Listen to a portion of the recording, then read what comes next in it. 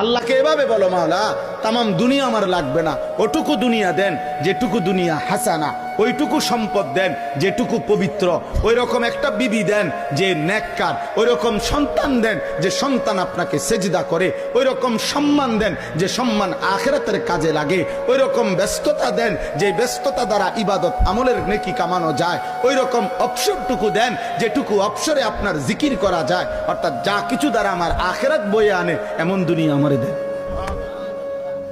তামামটা লাগবে না মাওলা, পুরোটা দিয়ে কিনুন।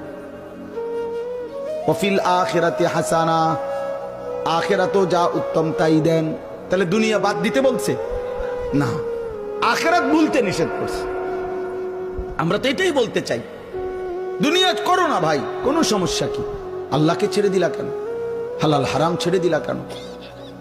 এরম শুরু করলা কা?